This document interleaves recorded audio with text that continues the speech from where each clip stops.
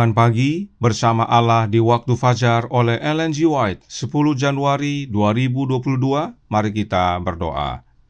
Bapa kami yang di sorga, Allah pencipta langit dan bumi, laut dan segala isinya, Allah yang maha besar, maha kuasa, satu-satunya Allah yang benar, yang kami sembah selalu melalui anak-Mu yang tunggal, Yesus Kristus. Terpujilah Yesus, anak Allah yang maha tinggi, yang adalah satu-satunya jalan dan kebenaran dan hidup bagi kami.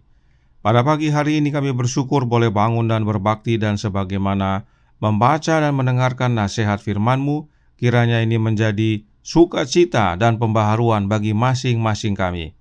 Beserta kami sepanjang perbaktian ini, kehendak-Mu yang jadi. Ampun kami akan dosa dan salah, karena kami berdoa hanya dalam nama anak Allah yang tunggal, Yesus Kristus, yang adalah Tuhan dan Juru Selamat kami. Amin. Renungan hari ini akan dibacakan oleh Saudara Hasudungan Sidabutar. Kepada Saudara Sudung, kami persilahkan. Bacaan Renungan Pagi hari ini, tanggal 10 Januari 2022. Berjudul, Elia menemukan Allah dalam suara lembut. Ayat inti terdapat di dalam 1 Raja-Raja 19 ayat 12. Demikian firman Tuhan. Dan sesudah gempa itu datanglah api, tetapi tidak ada Tuhan dalam api itu. Dan sesudah api itu datanglah bunyi angin sepoi-sepoi basah. Bukan dengan kebesaran kuasa ilahi, tetapi melalui angin sepoi-sepoi basah. Cara yang dipilih Allah untuk menyatakan dirinya sendiri kepada hambanya. Ia ingin mengajar Elia bahwa bukan pekerjaan yang selalu diadakan dengan besar-besaran, itulah yang paling berhasil dalam menyelesaikan rencananya.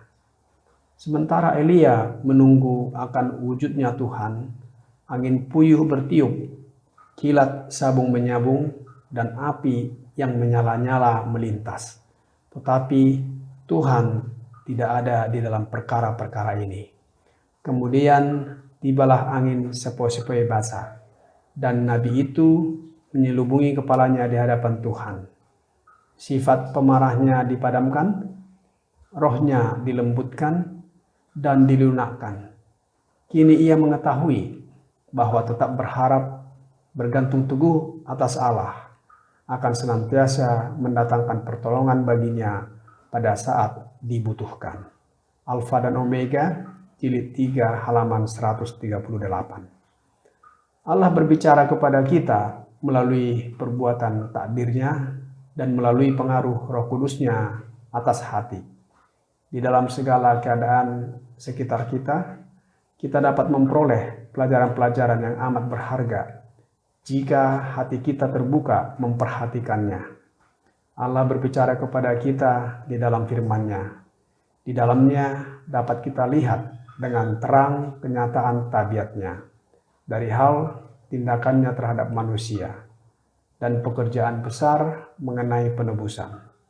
Dengan inilah di hadapan kita dibentangkan sejarah para bapak-bapak dan nabi-nabi, orang-orang saleh zaman dulu kala. Apabila kita membaca pengalaman-pengalaman mereka yang amat berharga, dari hal terang dan kasih, serta berkat yang mereka nikmati, dan dari hal pekerjaan yang dibawakannya melalui anugerah yang diberikan kepada mereka itu, maka roh yang menggerakkan mereka menyalakan api keinginan yang suci dalam hati kita dan dalam tabiat sebagaimana mereka berjalan bersama Allah. Kebahagiaan sejati, halaman 97 dan 98. Demikian bacaan renungan pagi kita hari ini. Tuhan Yesus memberkati. Terima kasih atas penata layanan Saudara Sudung. Tuhan Yesus memberkati. Selamat pagi saudaraku dalam Tuhan. Di dalam Alkitab Bahasa Indonesia terjemahan baru dikatakan bunyi angin sepoi-sepoi, sementara dalam terjemahan lainnya berbunyi suara yang lembut. Contohnya yang berikut ini. Terjemahan dalam bahasa Inggris versi King James dikatakan, "And after the earthquake a fire, but the Lord was not in the fire. and after the fire, a still small voice. Terjemahan dalam bahasa Inggris versi King James dikatakan suatu suara yang lembut. Ini adalah pengalaman Elia setelah dia berhasil membasmi nabi-nabi Baal, namun menjadi ketakutan dan lari karena Isabel mengancam untuk membunuhnya. Elia baru saja menyatakan kuasa Allah yang benar, namun menjadi ketakutan setelah mendapat ancaman dari penyembah berhala. Dalam pelariannya tersebut, Elia bersembunyi dalam sebuah goa. Kemudian terjadilah yang berikut ini.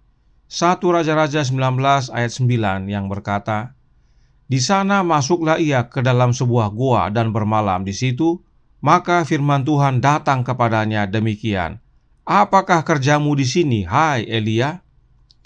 Dalam persembunyiannya itu, firman Tuhan datang kepada Elia dan bertanya, 'Apakah kerjamu di sini, hai Elia?' Ayat ini sering sekali kita baca dan dengar. Namun ada satu hal penting yang perlu kita perhatikan, khususnya dengan bantuan terjemahan bahasa Inggris King James. Mari kita lihat dalam 1 Raja-Raja 19 ayat 9 yang berkata dalam bahasa Inggris, "And he came thither unto a cave, and lodged there. And behold, the word of the Lord came to him, and he said unto him, What doest thou here, Elijah?" Dalam terjemahan bahasa Indonesia, hanya disebutkan maka firman Tuhan datang kepadanya yang membuat kesan bahwa Elia hanya mendengar suara saja. Tetapi perhatikan dalam terjemahan versi King James, dikatakan di sana, "The word of the Lord came to him and he said unto him." Atau yang artinya, firman Tuhan datang kepadanya dan dia berkata kepadanya. Siapakah dia yang berkata kepada Elia ini? Sang firman Tuhan yang datang kepada Elia. Siapakah firman Tuhan? Yesus Kristus, anak Allah. Jadi, Elia tidak sekedar mendengar suara, tetapi anak Allah sendiri datang kepada Elia. Setelah Elia memberikan jawab atas pertanyaan dari anak Allah bahwa dia sudah bekerja keras bagi Tuhan, tetapi dia mau dibunuh oleh bangsanya sendiri, perhatikan yang anak Allah perintahkan kepada Elia. 1 Raja-Raja 19 ayat 11 berkata, "Lalu firman-Nya, keluarlah dan berdiri di atas gunung itu di hadapan Tuhan. Maka Tuhan lalu, angin besar dan kuat yang membelah gunung-gunung dan memecahkan bukit-bukit batu mendahului Tuhan, tetapi tidak ada Tuhan dalam angin itu. Dan sesudah angin itu datanglah gempa, tetapi tidak ada Tuhan dalam gempa itu." Anak Allah perintahkan Elia untuk keluar dari goa persembunyiannya dan berdiri di hadapan Tuhan dalam huruf besar. Artinya, anak Allah dan Tuhan dalam huruf besar adalah dua oknum yang berbeda. Tuhan dalam huruf besar sebagaimana yang kita sudah pelajari adalah Allah Bapa. Jadi, anak Allah perintahkan Elia untuk keluar dari goa dan berdiri di hadapan Allah Bapa. Maka Allah Bapa pun lewat di hadapan Elia. Ada angin besar yang membelah gunung dan pecahkan bukit batu, tapi Allah Bapa tidak ada di dalamnya. Lalu ada gempa, tetapi Allah Bapa tidak ada juga di dalamnya. Kemudian dalam ayat 12 dikatakan, "Datanglah api, tetapi Allah Bapa juga tidak ada di dalam api itu. Dan sesudah api itu datanglah bunyi angin sepoi-sepoi basah," atau dalam bahasa Inggris disebutkan suatu suara yang lembut. Di dalam suara yang lembut inilah Allah Bapa ada. Apakah maknanya? Roh Nubuat membantu kita dalam Para Nabi dan Raja halaman 96 paragraf 5 menjelaskan, bukan dengan kebesaran kuasa ilahi, tetapi melalui angin sepoi-sepoi basah, cara yang dipilih Allah untuk menyatakan dirinya sendiri kepada hambanya. Ia ingin mengajar Elia bahwa bukan pekerjaan yang selalu diadakan dengan besar-besaran itulah yang paling berhasil dalam menyelesaikan rencananya. Inilah alasannya mengapa Allah Bapa memilih angin sepoi-sepoi basah atau bunyi suara yang lembut. Apakah hasilnya? Masih dalam paragraf yang sama, Roh Nubuat melanjutkan. Para Nabi dan Raja halaman 96 paragraf 5. Sifat pemarahnya dipadamkan, rohnya dilembutkan dan dilunakkan. Kini ia mengetahui bahwa tetap berharap, bergantung teguh atas Allah, dan senantiasa mendatangkan pertolongan baginya pada saat dibutuhkan. Oleh karena Elia berhasil mengalahkan dan membunuh nabi-nabi Baal, maka Isabel menjadi marah dan bersumpah untuk membunuh Elia. Elia yang baru saja membuat pertunjukan akbar di Gunung Karmel tentang kuasa Allah, malah menjadi ketakutan mendengar ancaman Isabel yang tidak takut akan Allah. Itulah sebabnya Allah Bapa tidak hadir dalam kebesaran kuasanya, tetapi dalam angin sepoi-sepoi basah, agar kita manusia sebagaimana Elia sadar bahwa dalam ketenanganlah kita dapat merasakan kehadiran Allah. Perhatikan dalam paragraf selanjutnya dikatakan, para nabi dan raja, halaman 97, paragraf 1. Bisikan roh Allah yang mempunyai kuasa untuk mengubahkan hati. Inilah pentingnya Allah datang dalam bunyi angin sepoi-sepoi basah. Dan inilah yang juga harus menjadi bagian kita. Itu sebabnya ketenangan diperlukan untuk dapat mendengarkan bisikan roh Allah ini. Nah, siapakah Allah yang dimaksudkan dalam pengalaman Elia ini? Kita sudah lihat tadi bahwa Allah yang dimaksudkan adalah Allah Bapa. Tapi mari baca ayat berikut ini yang dalam 1 Raja-Raja 18 ayat 21 berbunyi, lalu Elia mendekati seluruh rakyat itu dan berkata, "Berapa lama lagi kamu berlaku timpang dan bercabang hati? Kalau Tuhan atau Yehova itu Allah, ikutilah dia, dan kalau Baal, ikutilah dia." Tetapi rakyat itu tidak menjawabnya sepatah kata pun. Kata Tuhan dalam huruf besar diterjemahkan dari kata Yehova, dan sebagaimana dalam pelajaran renungan pagi tanggal 1 Januari 2022 yang baru lalu, Tuhan dalam huruf besar adalah Allah Bapa. Dialah Allah yang benar dan Allah yang hidup. Jadi, yang dimaksudkan oleh Elia adalah Yehova. Tidak heran, dalam buku para nabi dan raja, roh nubuat berulang kali menggunakan kata Yehova untuk menyatakan Allah Bapa dalam peristiwa Gunung Karmel. Berikut contohnya dalam para nabi dan raja halaman 84 paragraf 2. Berkata, "Tidak satu kata pun jawab orang banyak itu. Tidak satu orang pun di dalam kumpulan besar itu yang berani membuka suara menyatakan setia kepada Yehova." Inilah hubungannya dengan 1 Raja-Raja 18 ayat 21 tadi. Karenanya jelas saudaraku dalam Tuhan, bahwa Allah yang dimaksudkan dalam pengalaman Elia ini adalah Allah Bapa, dan dia bernama Yehova. Karenanya saat dikatakan, bisikan roh Allah yang mempunyai kuasa untuk mengubahkan hati, maka roh yang dimaksudnya adalah rohnya Bapa. Roh Bapalah yang berkuasa ubahkan hati kita. Tidak heran kita dinasihatkan untuk mendekatkan diri kita kepada Allah Bapa.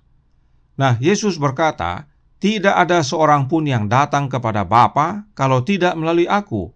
Itu sebabnya kepada Elia, anak Allah yang terlebih dahulu datang. Sebab kita mempunyai akses kepada Bapa melalui anaknya. Karenanya, dalam menerima roh Bapa, hanya ada satu cara, yaitu dengan menerima roh anak Allah, yaitu roh Kristus. Perhatikan cara roh nubuat menyatakannya berikut ini dalam The Review and Herald November 12 tahun 1889 paragraf 11 yang berkata, "Kita harus mencari gerakan roh Allah yang mendalam agar roh Kristus yang manis dapat menyatu dengan hati." Inilah makna yang Yesus nyatakan kepada para murid-muridnya, yaitu Bapa di dalam aku dan aku di dalam kamu. Bapa terlebih dahulu tinggal di dalam anaknya oleh kehadiran rohnya Bapa, dan kemudian roh anak Allah tinggal dalam hati kita. Dan karenanya, dengan menerima roh anak Allah, yaitu roh Kristus, kita dengan sendirinya menerima roh Bapa. Nah, tadi dikatakan bahwa roh Allah yang mempunyai kuasa untuk mengubahkan hati. Bagaimana dengan roh Kristus?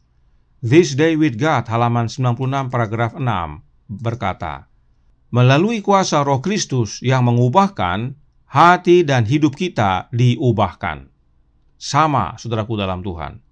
Roh Kristus juga punya kuasa untuk ubahkan hati kita, sebab memang roh Bapa hadir dalam anaknya, dan kepada Yesus Allah Bapa telah berikan segala kuasa di sorga dan di bumi.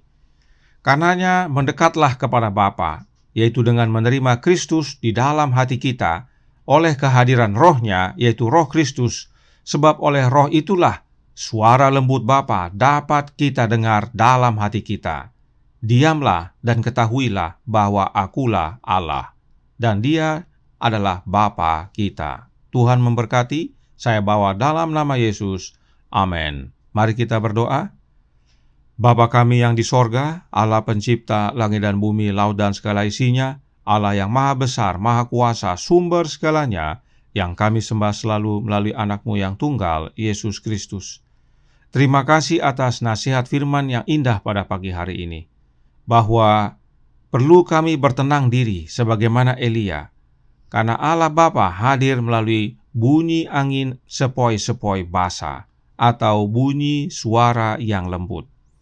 Tolong kami ya Bapa, curahkan roh anak-Mu dalam hati ini, tinggallah dalam hati kami ya Yesus, ubahkan hidup kami sebagaimana Elia yang akhirnya sadar bahwa dalam ketenanganlah Allah Bapa hadir, dan dalam Dialah kami mempunyai pengharapan serta teristimewa.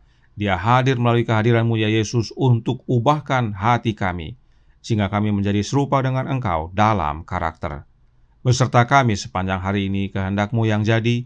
Ampun kami akan dosa dan salah, karena kami berdoa hanya dalam nama anak Allah yang tunggal, Yesus Kristus, yang adalah Tuhan dan Juru Selamat kami. Amin.